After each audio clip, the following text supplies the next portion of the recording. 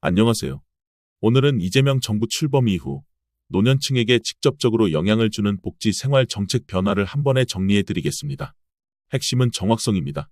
무엇이 전국 공통인지, 무엇이 지자체별인지, 언제부터 누가 받을 수 있는지 차근차근 짚어보겠습니다. 첫째, 안과 수술비 최대 100만 원 지원입니다. 이 지원은 지자체별로 다릅니다. 대상, 금액, 병원 지정 여부가 지역마다 다르기 때문에 사시는 시군 구청 복지부서나 보건소로 직접 문의하셔야 합니다. 둘째, 경로당 주 5일 점심 무료 제공입니다. 올해 5월 1일부터는 조리시설이 있는 경로당부터 주 5일 급식을 실시하고 있고 연말까지 확대 예정입니다. 거주지 경로당의 운영 여부와 식사 요일은 동네 경로당 지자체 공지를 확인하세요. 셋째, 가족 요양비 중 본인 부담 전액 지원입니다. 이 항목은 확정 근거가 아직 불명확합니다. 현재 기준상 가족 요양비 전액 지원은 일반 규정이 아니며 추가 확인이 필요합니다. 넷째, 고령 친화 창업 지원 최대 3억 원입니다.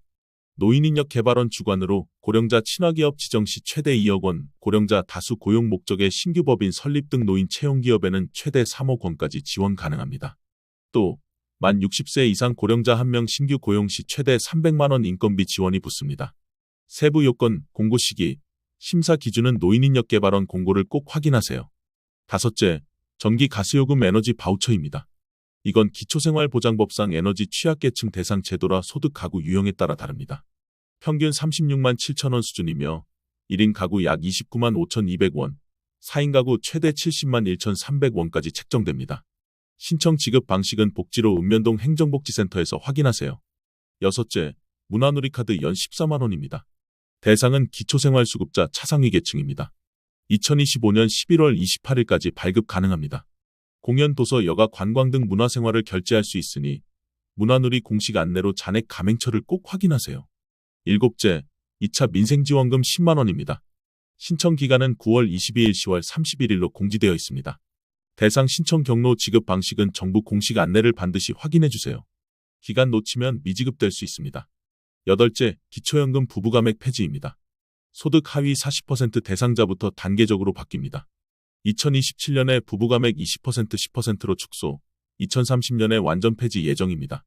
즉 바로 전액 폐지가 아니라 단계적 완화 후 폐지라는 점을 기억하세요. 아홉째, 간병비 국가부담 확대입니다. 중증환자 요양병원 간병비의 급여화 확대가 추진됩니다.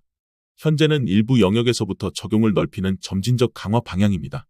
구체 범위 적용 시점은 건강보험 공고를 통해 업데이트됩니다. 열 번째, 노인 일자리 확대입니다. 2025년에는 2024년 대비 6만 8천 개 늘어난 109만 8천 개까지 확대됩니다. 대략 노인 인구의 10% 수준입니다. 참여 유형과 모집 시기는 지자체 노인 일자리 수행기관 공고를 확인하세요. 11번째, 65세 이상 교통비입니다.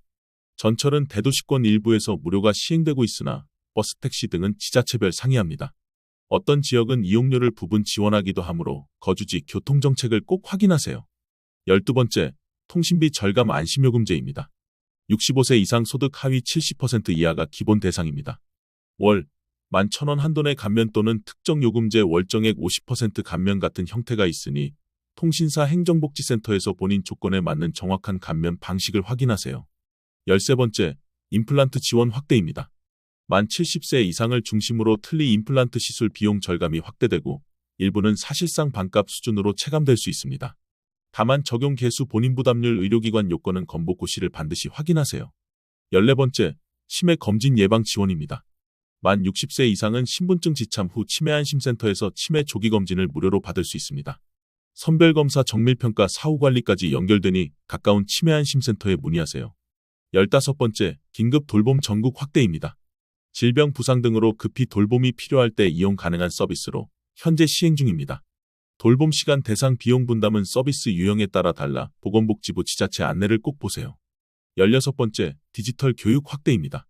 키오스크, 스마트폰 등 디지털 기초 교육이 확대됩니다. 2025년 찾아가는 시니어 디지털 스쿨 150곳 확대 시행이 예정되어 있습니다. 지역별 일정 장소는 지자체 행정복지센터 도서관 공지를 참고하세요. 17번째, 정년 65세 연장 추진입니다. 2025년 내 입법 추진 목표입니다. 아직 국회 논의와 사회적 합의가 필요한 사안이므로 입법 진행 상황을 지켜보셔야 합니다. 정리하겠습니다. 지자체별로 다른 지원은 반드시 거주지 행정복지센터 보건소 지자체 홈페이지를 통해 본인 조건에 맞는 대상 금액 기간을 확인하세요. 전국 공통제도라도 해마다 예산 지침이 바뀔 수 있습니다. 특히 기초연금 부부가액 폐지는 2027년 축소, 2030년 완전 폐지로 가는 단계적 로드맵입니다. 노인 일자리 디지털 교육 치매 검진은 지자체 공고 일정에 따라 신청 참여 타이밍을 놓치지 않는 게 중요합니다. 그리고 2차 민생지원금은 9월 22일부터 10월 31일까지로 기간이 정해져 있으니 자격이 된다면 기한 내 신청하시기 바랍니다. 오늘 영상이 정책의 사실관계를 이해하는 데 도움이 되셨길 바랍니다. 추가로 궁금한 항목이 있으면 댓글로 남겨주세요. 가장 최신 공고 기준으로 다시 점검해 드리겠습니다. 감사합니다.